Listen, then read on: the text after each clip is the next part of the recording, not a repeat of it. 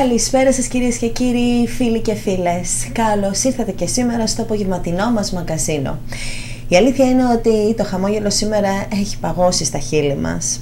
Το κέντρο της Αθήνας παρουσιάζει εικόνα καταστροφής.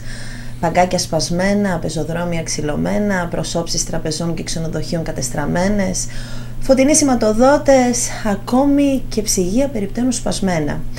Την εικόνα συμπλήρωναν οι φλεγόμενοι κάδοι απορριμμάτων και οι μολότοφ που αναδιαστήματα έπεφταν βροχή. Ειδικά στα νότια της πλατείας και γύρω από το Υπουργείο Οικονομικών, αλλά και μέσα στο προαύριο της Βουλής. Αυτός είναι ο απολογισμός των επεισοδίων στο Σύνταγμα. Η συγκέντρωση της ΙΕΣΕ και ΑΔΔ ήταν η μεγαλύτερη των τελευταίων ετών, με τα συνδικάτα να κάνουν λόγο ακόμη και για 500.000 διαδηλωτές, αλλά την αστυνομία να μιλά για 75.000 άτομα. Και δεδομένου ότι τα συνδικάτα δηλώνουν πως η σημερινή ογκοδέστατη διαδήλωση ήταν απλά η αρχή, καθώς έπεται συνέχεια με αντίστοιχες συγκεντρώσεις και αύριο, ο φόβος για επανάληψη αυτού του θλιβερού σκηνικού και των επεισοδίων είναι μεγάλος. Την ίδια στιγμή πληθαίνουν τα σενάρια επικείμενης χρεοκοπίας της Ελλάδας. Σε εξέλιξη βρίσκεται η συνεδρίαση κορυφαίων Ευρωπαίων αξιωματούχων με τη συμμετοχή της επικεφαλής του Διεθνούς Νομισματικού Ταμείου.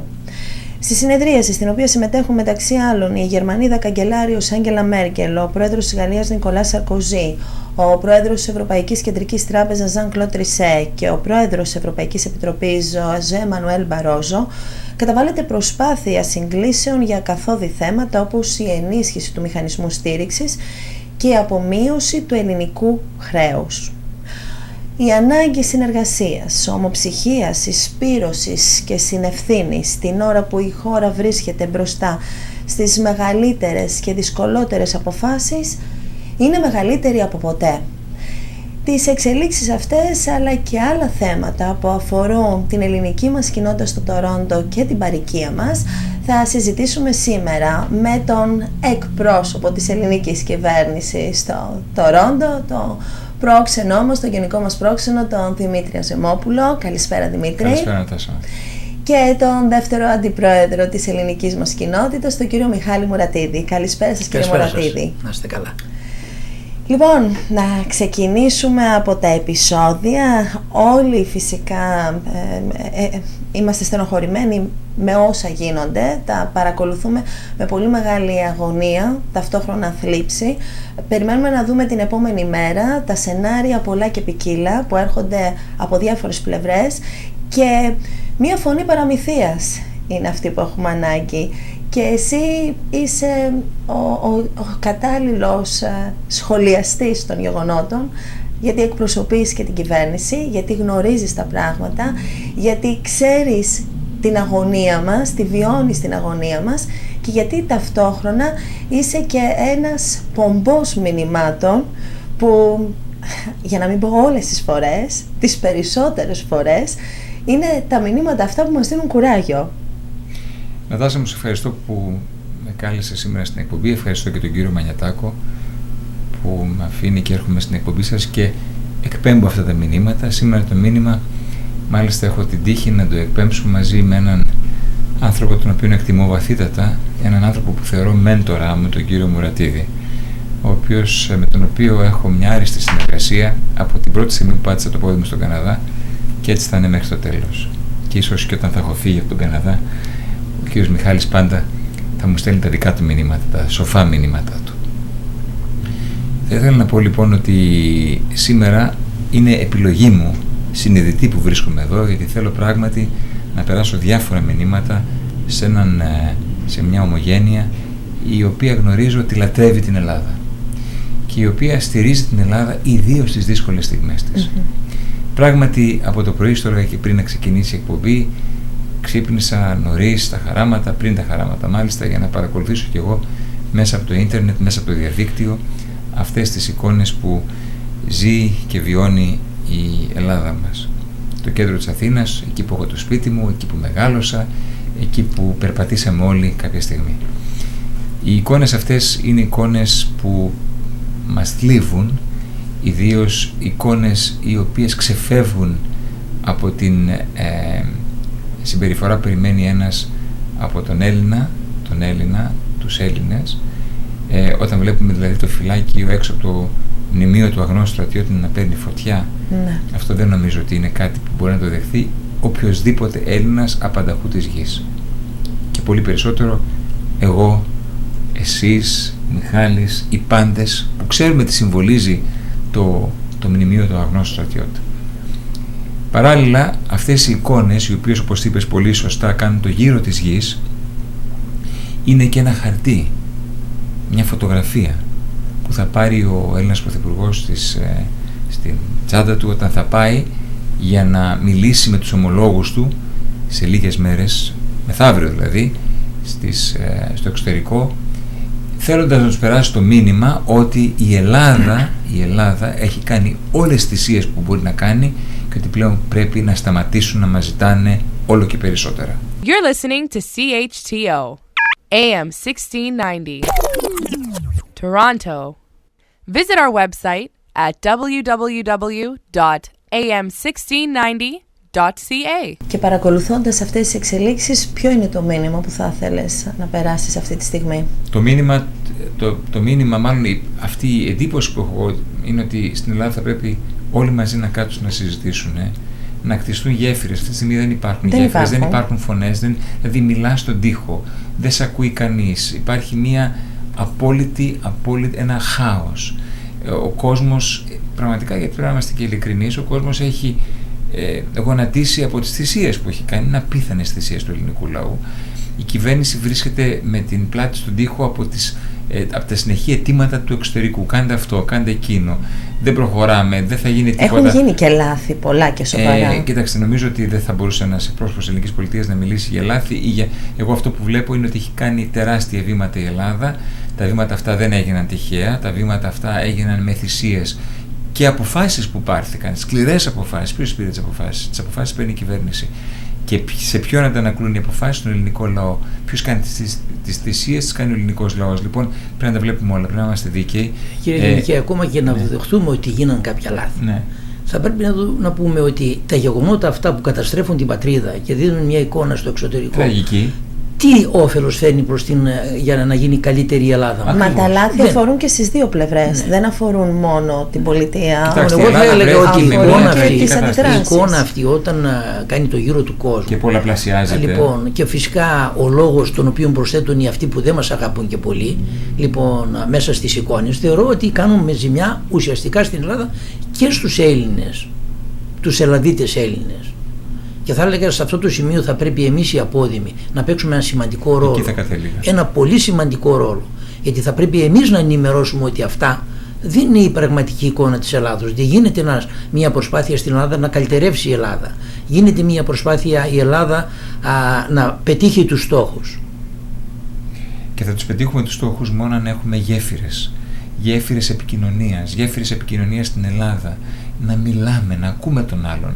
Το ίδιο θα παρακαλούσα να γίνεται και εδώ με ανθρώπους όπως ο κύριος Μουρατίδης, όπως και άλλοι σαν τον κύριο Μουρατίδη, να κτίσουμε γέφυρες προς πάσα κατεύθυνση. Δεν είναι τυχαίο ότι ο κύριος Μουρατίδης και οι άνθρωποι που του μοιάζουν είναι παντού σε όλες τις εκδηλώσεις. Σε όλες τις εκδηλώσεις, ακόμα και εκεί που ίσως θα ήθελαν λιγότερο να βρίσκονται, όμως είναι, κτίζουν γέφυρες. Δεν έχουμε την πολυτέλεια πλέον, δεν ξέρω αν συμφωνείς, Μιχάλη μου, ότι πρέπει να γυρίζουμε την πλάτη. Πρέπει πλέον να ανοίγουμε τα χέρια μας διάπλητα και να υπάρχει μια μεγάλη αγκαλιά στην οποία να μπαίνουν μέσα, να υπάρχει μια συγγνώμη για τα λάθη που έχουν γίνει ή για αυτά που θεωρούμε εμείς ότι ήταν λάθη ή για τους άλλους που εμείς κάναμε, για αυτούς που θεωρούν ότι εμείς έχουμε κάνει λάθη, να μας δέχονται. Δεν υπάρχει πλέον περιθώριο, πραγματικά είμαστε στο όριο, έχουμε ξεπεράσει το όριο, νομίζω ότι είμαστε στο και 5, 12 και 5, δεν υπάρχει πλέον όριο εξυπναδισμών, αποκλεισμών, φανατισμών. Είπατε μια πολύ σοφή κουβέντα, ότι να ανοίξουμε γέφυρες επικοινωνίας, διάβλους επικοινωνίας. Με την κουβέντα που θα κάνουμε σε αυτή την παροικία, θεωρώ ότι μπορούμε να λύσουμε πολλά προβλήματα. Όλα τα προβλήματα. Όλα. Έτσι. Λοιπόν, θεωρώ ότι δεν υπάρχει καλή θέληση. Δεν νομίζω ότι υπάρχουν τεράστια προβλήματα τα οποία είναι άλυτα. Λοιπόν, είναι αστείο. Πολλές φορές μπαίνει το εγώ. Από το εγώ ας φύγουμε και ας πάμε στο εμείς. Ακριβώς. Το έχω πει την πρώτη στιγμή. Μάλιστα. Και όταν ακόμα δεν είμαστε λοιπόν, συνεπώς, αυτό που κάνατε πρόταση, εάν λοιπόν ανοίξουν διεύλοι επικοινωνίας και αρχίσουμε να μάθουμε, να συζητάμε και να ακούμε, θεωρώ ότι δεν θα υπάρχει κανένα άλλο το πρόβλημα σε αυτή την παρηγία και ο ελληνισμός θα πετύχει πάρα πολλά πράγματα. Εγώ πάντως είδα χθες να κόβονται οι γέφυρες επικοινωνίας και αναφέρομαι στην Ελλάδα. Είδα χθες ότι με έναν δογματισμό παραμένει η πολιτική ηγεσία και δεν κατονομάζω τώρα ποιες παρατάξεις, ναι, δεν έχει σημασία. Εγώ μιλάω για την πολιτική ηγεσία, ότι ο κάθε πολιτικός αρχηγός παραμένει στις θέσεις του και δεν είναι σε θέση να αντιληφθεί.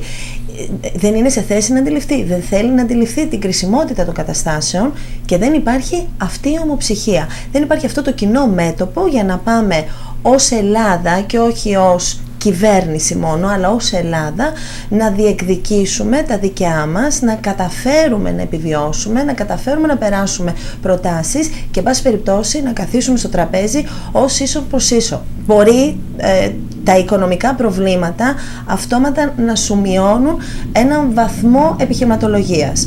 Μπορεί να είσαι στον τοίχο γιατί ακριβώς υποχρεούσε να ακολουθήσεις αυτά που σου έχουν επιβάλει. Για την κατάσταση που έχει δημιουργηθεί. Δεν θα πούμε τώρα πώς και γιατί δημιουργήθηκε. Δεν το βλέπω όμως. Δεν βλέπω να συνειδητοποιούν τι γίνεται. Δεν βλέπω να υπάρχει η εθνική συνείδηση στο βαθμό που θα έπρεπε να υπάρχει αυτή τη στιγμή. Ας μην κρίνουμε. Και δεν το λέω γιατί ακριβώς είμαι κρίνουμε από αυτά που βλέπουμε. Κοίταξε, βλέπουμε μια κατάσταση η οποία είναι όμως πολύ ρευστή. Τα γεγονότα τρέχουν, οι εξελίξεις τρέχουν.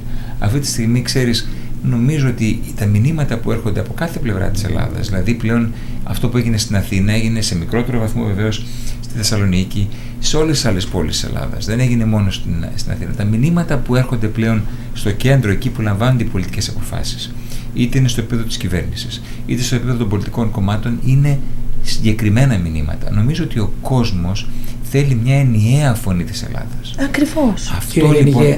Δεν θα λέγαμε απολύτως τίποτα για μια απεργία εάν δεν φτάνουν στο σημείο να καίνε, να κρεμίζουν, να σπάνε.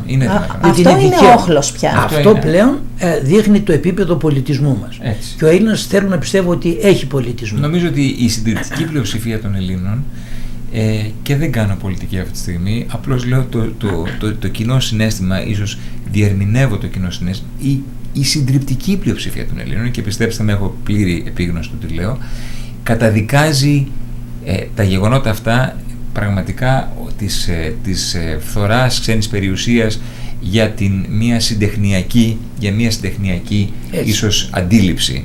Και αυτό νομίζω ότι είναι μια αγκύλωση της Ελλάδας. Αυτή τη στιγμή μιλάω πολύ συγκεκριμένα και δεν κρύβομαι πίσω από τα λόγια, και νομίζω εκεί που έχουμε φτάσει, ο κόσμος που με γνωρίζει δεν θα περίμενε ο Δημήτρης Τους να πει πράγματα κρύβοντας τον εαυτό του πίσω από ένα δαχτυλάκι. Λοιπόν, να σας πω ότι αυτή τη στιγμή εκεί που έχει φτάσει η Ελλάδα, η αδίποτε αντίληψη οδηγεί την Ελλάδα, τη σπρώχνει την Ελλάδα πλέον στον κρεμό.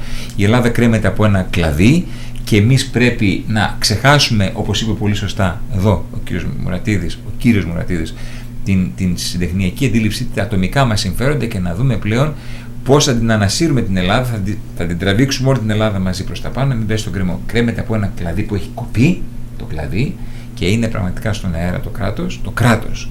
Και αυτή τη στιγμή η Ελλάδα πρέπει να σωθεί και θα σωθεί, και πρέπει εμείς εδώ στο εξωτερικό να πιστέψουμε στο ότι θα σωθεί η Ελλάδα, διότι αυτό που ζητάνε εμείς που ζούμε στην Ελλάδα είναι μια ελπίδα να μας έρθει από το εξωτερικό. Και θα χρεοκοπήσει η Ελλάδα? Εγώ δεν το πιστεύω. Βεβαίως τώρα ίσως οι άνθρωποι που με βλέπουν και πίνουν τον καφέ τους θα πούνε «Έλα ρε πρόξενε, τι μας λες, είναι έτσι που έχουμε φτάσει». Δεν νομίζω. Νομίζω ότι μαζί με την Ελλάδα, γιατί η λογική ίσως είναι απλή, αλλά είναι κρυστάλλινη, crystal clear, που θα λέγατε και εσείς οι Ελληνοκαναδοί, ότι αν χρεοκοπήσει η Ελλάδα, μαζί της θα τραβήξει και πολλές άλλες χώρες, οι οποίες θα υπάρξει ένα ντόμινο. Απλώς όμως εμείς τι πρέπει να κάνουμε? Δεν πρέπει να είμαστε φαταλιστές, δεν πρέπει να είμαστε άνθρωποι που θα πούμε ότι τελειώσαμε. Δεν το είπε ποτέ αυτό ο Έλληνας. Δεν το είπε ποτέ Έλληνας. Ο Έλληνας στην ιστορία του δεν είπε ποτέ εμείς. Και ξανά προς τη δόξα τραβά. Νομίζω ο Έλληνας σήμερα ήθελε οι άνθρωποι που κατέβηκαν καλοπροαίρετα κάτω στο Σύνταγμα. Αυτοί, όπως άκουσα. Μα είναι από περιορισμένους πυρήνες που γίνονται τα επεισόδια. Από 100.000 ή από 500.000. άνθρωποι αυτοί δεν θα ήθελαν να πούνε, ίσως δεν θέλουν να πούνε τόσο στο εσωτερικό της χώρας, θέλουν να το φροντοφωνάξουν στο εξωτερικό της χώρας. Έτσι. Φτάνει πια. Δηλαδή, κάντε κάτι, εσείς πάρτε τα μέτρα σας. Από ό,τι βλέπουμε, υπάρχει και μια διάσταση του γαλλογερμανικού άξονα, ότι ο Γάλλος πρόεδρος, ο Σαρκοζή, από ό,τι γνωρίζω, η οικονομία χτυπάει και τη δική του πόρτα. Ναι, ήδη χτυπάει τη δικιά του πόρτα, ήδη προβλέπεται ή ακούστηκε μια υποβάθμιση της πιστοληπτικής ικανότητας και της Γαλλίας μετά από εκείνη της Ιταλίας και της Ισπανίας, και δεν μιλάμε για την Ιρλανδία και την Πορτογαλία. Βλέπουμε λοιπόν αυτό το ντόμινο το οποίο είπα πριν εγώ, το οποίο θα πάει στο Βερολίνο ίσως με λίγο ανεβασμένη την αδρεναλίνη και καθυστέρηση, για να τα πει ίσως και στο Βερολίνο, να της πει που πάμε, της καγκελαρίου εκεί της Μέρκελ. Λοιπόν, νομίζω ότι υπάρχει αυτό που μια ρευστή κατάσταση, οι εξελίξεις τρέχουν. Δεν μίλησα ίσως με εξειδανικευμένους όρους, ακούω και καταλαβαίνω πάρα πολύ καλά αυτή την απογοήτευση που έχουμε όλοι μας εμείς εδώ, αλλά δεν είναι μόνο εδώ, πιστέψτε με ότι είναι μεγαλύτερη στην Ελλάδα, αλλά πιστεύω ότι ο Έλληνας δεν χάνει ποτέ το κουράγιο του και την ελπίδα του, και νομίζω ότι τελικά θα αποφύγουμε τα χειρότερα. Και μην ξεχνάμε ότι κίνημα αγανακτισμένων δεν είναι μόνο στην Ελλάδα. Ξεκίνησε από την Ισπανία, και μην ξεχνάμε όχι μόνο και εδώ έχουν υπάρχει, κάνει. Και εδώ ναι. Θα κατέληγα που εδώ η οικονομία του Καναδά ανθεί. Ο Καναδάς είναι η πρώτη χώρα από την ομάδα των 7 που βγήκε από την κρίση, και όμως παρόλα αυτά υπάρχουν αντιδράσεις για την συγκέντρωση του πλούτου. Βλέπουμε το κίνημα των αγανακτισμένων κατάληψη κάτω στο Bay Street. Στη Ρώμη τι έγινε, στη Νέα Υόρκη τι έγινε. Στο Τορόντο τι έγινε, κύριε Μιχάλη, την Κυριακή. Εμείς λέμε να ευχηθούμε, κύριε Γενικέ, να ευχηθούμε, να πιτανεύσει η λογική, να καθίσουν, διότι ξεκινάνε πάντοτε από τους αρχηγούς των κομμάτων, να ξεκινήσουν να καθίσουν σε ένα τραπέζι να μιλήσουν για τη σωτηρία της Ελλάδος, να πάμε με ένα μέτωπο στην Ευρώπη, έχοντας μάλιστα και το χαρτί αυτό των διαδηλώσεων από την Ελλάδα, ότι κοιτάξτε, ο λαός μας δεν μπορεί να δώσει άλλο. Αυτά. Νομίζω ότι το έχουν πάρει λοιπόν, το μήνυμα. Πήραν το μήνυμα αυτό. Νομίζω ότι θα μπορέσουμε να διαπραγματευτούμε πολύ καλύτερα τώρα. Πάντως και το μήνυμα που εκπέμπει η ελληνική κοινότητα είναι όλοι μαζί μπορούμε να σώσουμε την κοινότητα από το οικονομικό αδιέξοδο. Μπορούμε, κύριε Μουρατίδη, δεν μπορούμε? Θεωρώ ναι. Μπορούμε, γιατί ο ελληνισμός αυτής της επαρχίας είναι ένας θαυμάσιος σεισμός που έδειξε στην πορεία του στα 100 χρόνια τώρα που ζήσε τούτη την πόλη του Τορόντο, έχει δημιουργήσει και έχει κάνει πάρα πολλά έργα. Συνεπώς, σε μια δύσκολη στιγμή της ελληνικής κοινότητας, η οποία ιδρύθηκε πριν από 100 τόσα χρόνια, λοιπόν θα έλεγα ότι με μια μικρή συνεισφορά, αλλά περισσότερο με την παρουσία του σε εκδηλώσεις και με την ηθική του συμπαράσταση, θεωρώ ότι μπορούν να ξεπεράσουν αυτό το εμπόδιο και αυτό το δύσκολο οικονομικό, θα έλεγα, οικονομική περίοδο που υπάρχει τώρα. Ενδεικτικό ίσως και της νέας τάσης ήταν αυτό που έγινε την Κυριακή στο μαραθώνιο του Τορόντο, στο Eastern και Broadview, που ήταν το ελληνικό περίπτερο, και είδαμε εκπροσώπους συλλόγων, εκπροσώπους φορέων, εκπροσώπους ιδρυμάτων να είναι όλοι εκεί μαζί με τα θεατρικά της κοινότητάς μας, τα χορευτικά της κοινότητάς μας, όπως πάντα υπό την αιγίδα και του προξενείου. Είχε έρθει και ο πρέσβης της Ελλάδας, ο κ. Αγγελόπουλος. Είδαμε λοιπόν ότι όλοι ήμασταν εκεί για να ενθαρρύνουμε τους δρομείς, αλλά κυρίως πιστεύω ότι ήμασταν εκεί για να διατυμπανίσουμε την εθνική μας περηφάνεια. Ο μαραθώνιος, η φλόγα του μαραθώνα έλαμπε εδώ στο Τορόντο, και ήμασταν εκεί να πούμε ότι οι Έλληνες μπορούμε. Πάντως, αν μου επιτρέπετε σε αυτό, πρέπει να το πούμε, κύριε Μιχάλη, ο κ. Μιχάλης το ξέρει, ο κ. Μουρατίδης, αυτό που έγινε εδώ με το μαραθώνιο, και θέλω να είναι ξεκάθαρο, δεν έχει γίνει πουθενά στον κόσμο. Ναι. Και ο πρέσβης ο κ. Αγγελόπουλος, ο οποίος εκτιμά εξαιρετικά τον κύριο Μουρατίδη και την ελληνική κοινότητα και την στηρίζει με όλη του δύναμη και παρευρίσκεται σε εκδηλώσεις, είπε το εξής, ότι πουθενά, το επαναλαμβάνω, πουθενά στον κόσμο η Ελλάδα δεν έχει καταφέρει επί 2 συνεχή έτη, ούτε επί ένα έτος, επί 2 συνεχή έτη, να έχει την συνδιοργάνωση του μαραθωνίου. Μόνο το Γενικό Προξενείο της Ελλάδας στο Τορόντο, και πέρσι και φέτος, του δόθηκε στο Γενικό Προξενείο η συνδιοργάνωση. Τρέξαν 22.000 αθλητές. Στεφάνωσε ο εκπρόσωπος της Ελλάδας, ο πρέσβης δηλαδή, και εγώ δίπλα, με την ελληνική σημαία να κυματίζει, το είδε όλος ο Καναδάς, τους νικητές. Οι νικητές κάνανε ρεκόρ για να πάνε στους Ολυμπιακούς Αγώνες. Δύο. Δεύτερο, δόθηκε στην Ελλάδα περίπτερο.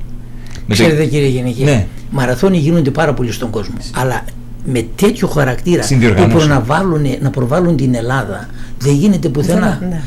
Ναι. Σε στούντιο να έρθει φλόγα του μαραθώνα εδώ με τον Δήμαρχο. Όχι, ποτέ. Ή τους έγασοι εκπρόσωποι. Αυτό δεν έχει ξαναγίνει ποτέ, και θα ήθελα πλέον, και όταν θα έχω εγώ πλέον παραδώσει υπηρεσία και θα την αναλάβει κάποιος συναδελφός μου, οι άνθρωποι σαν τον κύριο Μουρατίδη, ο πρέσβης μας ή οποιοδήποτε, να το συνεχίσουν την παράδοση αυτή που έχει ξεκινήσει. Είναι σπουδαίο πράγμα, συνενώνει τον ελληνισμό. Έτσι. Είχαμε περίπτερο, ένα από τα 10 περίπτερα.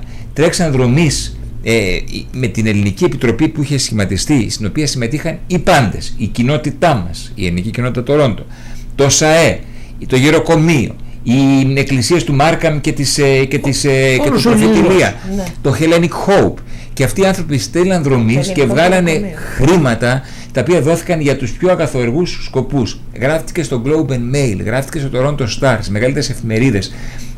Γράφτηκε αυτό που γίνεται, και αυτό πήγε στην Ελλάδα, έχω να σας πω, και η Ελλάδα πραγματικά, νομίζω, για του πρέσβεώς της και με την κεντρική υπηρεσία, είναι πάρα πολύ ικανοποιημένη με αυτό που έγινε. Το μήνυμα που στέλνουμε λοιπόν είναι αμαρτία το οικοδόμημα της ελληνικής κοινότητας αυτό. Όταν εμείς μπορούμε και διοργανώνουμε τέτοια πράγματα εδώ, το οικοδόμημα της ελληνικής κοινότητας αυτό όχι να μην διασωθεί, αλλά να μην επαυξηθεί, να μην γίνει ακόμα ψηλότερο, να φτάσει σε ψηλότερα πατώματα, διότι πραγματικά η ελληνική μας παροικία εδώ και στο Τορόντο και παντού στο Οντάριο αξίζει να της δοθούν πολλά.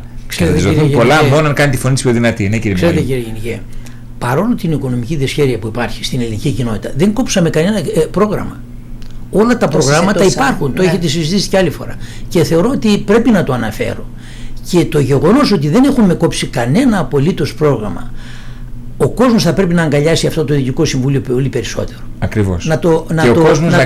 Και ο κόσμος να ξέρει ότι κάνει έναν αγώνα. Ότι λαμβάνετε διαφορετικά μηνύματα τώρα από αυτά που λαμβάνατε πριν από ένα χρόνο, από 1,5. Βεβαίως. Θεωρώ ότι ο κόσμος άρχισε και καταλαβαίνει ότι πραγματικά, και βέβαια σε αυτό το σημείο θα ήθελα να ευχαριστήσω και τον κύριο Γενικό, διότι γνωρίζω ότι πιθανόν να μην σας αρέσει αυτό που θα πω, αλλά θα το πω. Στέκεται δίπλα στην κοινότητα. Έχω άρεση συνεργασία με συγκεκριμένα στελέχη της ελληνικής κοινότητας. Με λόγο και με έργο προσφέρει τις υπηρεσίες του στην ελληνική κοινότητα. Ήρθε χθες, αν μπορείτε να επιτρέπετε, αφού το αναφέρετε. Κοινή τα νήματα. Ήρθε ο κύριος Μιχάλης χθες στο γραφείο, έρχεται πάρα πολύ συχνά, μπορώ να σου πω ότι είναι ο πιο σταθερός μου συνομιλητής. Σε εβδομαδιαία βάση τουλάχιστον μιλάμε από κοντά 2 φορές τουλάχιστον, που σημαίνει και υπάρχει και ένα επίπεδο πνευματικής επικοινωνίας, και ο ίδιος και η σύζυγός του. Λοιπόν, και ήρθε ο άνθρωπος χθες να μου πει: Δημήτρη, μου λέει, θα κάνουμε τον γκάλα της κοινότητας. Εσείς προβάλλετε μέσα από το σταθμό, και 1000 ευχαριστώ στο Γιάννη και 1000 ευχαριστώ σε εσένα, Νατάσα μου, και στον κύριο. Πολλές ευχαριστίες. 1000 ευχαριστώ για αυτό που κάνετε. 1000 ευχαριστώ. Μπορεί ο καθένας κάνει. Γιατί σε μια εποχή που η Ελλάδα έχει ανάγκη, εσείς είστε εκεί και μας βοηθάτε. Λοιπόν, πραγματικά με το μήνυμα που στέλνετε και όλα αυτά. Λοιπόν, και ήρθε ο άνθρωπος χθες, καλοπροαίρετα, το προξενείο αγόρασε τα εισιτήριά του. Το κυπριακό προξενείο θα είμαστε στο ίδιο τραπέζι με το Κύπριο, θα είμαστε καθισμένοι εκεί, 10-12 άτομα, αγοράσαμε τα εισιτήριά μας. 13 άτομα. 13, θα πάμε και παραπάνω πώς πάει τώρα. Λοιπόν, και μου λέει ο κ. Μιχάλης: Ρε Δημήτρη, μου λέει, η φωνή του προξενείου ακούγεται στους συλλόγους. Να έχουμε 130 εισιτήρια, 140 που είναι αδιάθετα. Σε πόσα λεπτά, κύριε Μιχάλη, πήρα τους συλλόγους, οι οποίοι είναι κοντά στο προξενείο, όλοι οι σύλλογοι είναι κοντά, φύγανε τα 140 εισιτήρια μέσα σε 10 λεπτά. Όλοι υποσχέθηκαν ότι όντως θα έρθουν σε επαφή μαζί μου για να. Και το υποσχέθηκαν στον πρόξενο, ναι. Και εγώ πλέον ξέρω ότι αυτό το υποσχέθηκαν σε μένα, ότι τελείωσε και πολλοί πήγαν και τα αγόρασαν αμέσως μετά, τηλεφώνησαν στον κύριο Μιχάλη και οι εκκλησίες μαζί πήγανε. Έτσι δεν είναι, και έγινε και αυτό πρέπει να γίνει. Και πρέπει να σου πω κάτι, και είμαστε τώρα στα 550 άτομα, έχουν φτάσει, αλλά θέλω η δικιά μου παράκληση μέσα από την εκπομπή να φτάσουμε 1000 άτομα. Και 1000 είναι λίγα. Όταν έχουμε 150.000 άτομα στο Τορόντο, για μένα το 1/150 είναι λίγο για την κοινότητα αυτή. Όλοι πρέπει να είναι εκεί. Και τα κρασιά τα προσέφερε το ελληνικό προξενείο, και όλη τη βοήθεια και τη στήριξη την προσφέρει το ελληνικό προξενείο. Έτσι. Και όπως την προσφέρει το ελληνικό προξενείο, ξέρω ότι πρέπει να την προσφέρουν και οι επιχειρηματίες μας, γιατί αυτό τελικά τους περιποιεί η τιμή. Να σταθούν όχι όταν θα είναι ψηλά η ελληνική κοινότητα ξανά, όταν θα έχει ξανανεύει μετά από 1-2 χρόνια, να στέκονται στην ελληνική κοινότητα. Τώρα τους έχει ανάγκη η ελληνική κοινότητα. Είναι έργο αυτών των επιχειρήσεων. Διότι αυτοί στήριξαν την ελληνική κοινότητα να έφεραν εδώ. Δεν θεωρώ ότι όλες αυτές οι επιχειρήσεις θα πρέπει να αφήσουν την κοινότητα να. Και δεν θα την αφήσουν. Και δεν θα την αφήσουν. Και τα χρήματα είναι για τα προγράμματα παιδείας. Να το επαναλάβουμε. Αν μου επιτρέπετε να πω έτσι κάτι που με συγκίνησε σήμερα. Το αναφέραμε πριν από λίγο έτσι όταν ήμασταν έξω από το στούντιο. Επισκέφθηκα τον κύριο Μιχαλόπουλο σήμερα επειδή έμαθε ότι φέρουμε αυτό το συγκρότημα από την Ελλάδα για το μακεδονικό μήνα και τα ηματιώτικα 2011. Ο κύριος Μιχαλόπουλος, coffee time. Ο coffee time. Ναι. Λοιπόν, ο οποίος μου είπε: έμαθα ότι φέρνεις κάτι, θα σου δώσω $1.000 και ένα γεύμα για τα παιδιά. Και ταυτόχρονα μου είπε: ξέρεις, και $2.000 για την κοινότητα. Το οποίο μου το έδωσε την επιταγή. Αυτό είναι μια συγκίνηση. Θεωρώ ότι κάθε επιχειρηματίας μπορεί να το κάνει αυτό. Μπορεί να βοηθήσει. Αν το κάνει κάθε επιχειρηματίας θα έχει τελειώσει το πρόβλημα. Να κάνουμε μια παρένθεση εδώ, επειδή μας βλέπουν και τηλεθεατές, μας ακούν ακροατές που πιθανότατα δεν καταλαβαίνουν και όλα όσα λέμε. Όταν είπατε για τα παιδιά, εννοούσατε για τον Όμιλο Περιβάλλοντος και Πολιτισμού η Αράπιτσα, η οποία έρχεται από την Ελλάδα. Ακριβώς. Για να συμμετέχει στο Μακεδονικό Μήνα και στα Ηματιώτικα 2011. Λοιπόν, θα υπάρξει ένα πρόγραμμα τεράστιο πολιτιστικό, το οποίο θα το αναφέρουμε λεπτομερώς. Λοιπόν, το οποίο είναι ένα θαυμάσιο συγκρότημα. Μάλιστα πριν τον περασμένο Απρίλιο συμμετείχε σε πανευρωπαϊκό φεστιβάλ και απέσπασε το πρώτο βραβείο και θεωρώ ότι είναι τιμή για την παροικία να το έχει. Και να περάσουμε να δούμε το πρόγραμμα των εκδηλώσεων, να δούμε τι έχουμε να περιμένουμε από τα Ημαθιώτικα 2011. Λοιπόν, τα Ημαθιώτικα 2011 ουσιαστικά είναι η γιορτή των Ημαθιωτών για τα 20 χρόνια ύπαρξης στο Τορόντο. Ο πολιτιστικός σύλλογος λέγεται Βεργίνα, εδώ και 20 χρόνια προσφέρει μόνο πολιτισμό. Να σκεφτείτε ότι εμείς δεν κάνουμε καμία εκδήλωση μέχρι τώρα, δεν κάναμε ποτέ εκδήλωση που έχουν βάλει ένα εισιτήριο επάνω. Όλα είναι γύρω από την ιστορία και τον πολιτισμό της Ελλάδας. Οι εκδηλώσεις αυτές έχουν μπει υπό την αιγίδα φυσικά του Γενικού μας Προξένου στο Μακεδονικό Μήνα. Μάλιστα. Και της Παμακεδονικής Ένωσης. Έχω πει πολλές φορές και το έχω πει σε άλλες συναντήσεις που είχαμε δημόσια, ότι δίχως τη συνεισφορά του Γενικού Προξένου, αν δεν υποστήριζε αυτό το αίτημά μας για να ενισχυθεί η προσπάθειά μας αυτή οικονομικά, δεν θα μπορούσαμε να κάνουμε αυτό το πράγμα. Αυτό το εγχείρημα δεν θα γινόταν. Λοιπόν, ξεκινάω, είναι μια εβδομάδα πολιτισμού σε τούτη την πόλη. Και βέβαια είναι για πρώτη φορά που την διοχετεύουμε και στις γύρω κοινότητες. Οι γέφυρες που λέγαμε. Ναι. Οι γέφυρες. Ναι. Οι γέφυρες. Είναι για πρώτη φορά που με χαρά δεχτήκανε η κοινότητα στη Μισισάκα του προφήτη Ηλία να φιλοξενήσει και να παρουσιάσουμε τον πολιτισμό και σε εκεί τα παιδιά. Και του Μάρκα. Και το Μάρκα. Έτσι.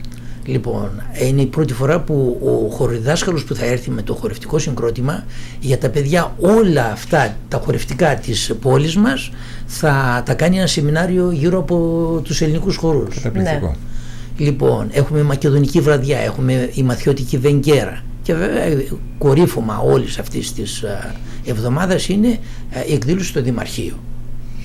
Την οποία εκδήλωση θα την αφήσουμε στο τέλος, γιατί πρέπει να σταθούμε σε αυτήν. Βέβαια, λίγο περισσότερο. Στο Μακεδονικό Μήνα οφείλω να πω, στο Μακεδονικό Μήνα μέσα θα πρέπει να πούμε ότι όταν ήταν να έρθει το συγκρότημα, κύριε Γενικέ, σκεφτήκαμε στην αρχή, λέγαμε ότι κάποιοι θελήσαν να φτιάξουμε και μια εκδήλωση με ένα τίμο εισιτηρίου. Και είπαμε όχι, και το Διοικητικό Συμβούλιο της Παμακεδονικής και η Βεργίνα ομόφωνα αποφάσισαν και είπαν θα το δωρήσουμε το συγκρότημα την Παρασκευή 28 Οκτωβρίου στον γκάλα της ελληνικής κοινότητας, διότι αυτοί έχουν τη μεγαλύτερη ανάγκη. Λοιπόν, υπάρχουν τα συγκοινωνούντα δοχεία και οι γέφυρες. Λοιπόν, θα πρέπει εδώ να ευχαριστήσω την διοίκηση της Παμακεδονικής, αφού ευχαρίστησα πρώτα το Γενικό Πρόξενο, και βέβαια μια σειρά από άλλους επιχειρηματίες, τους οποίους νομίζω θα μου δώσετε μια φορά την ευκαιρία στο μέλλον για να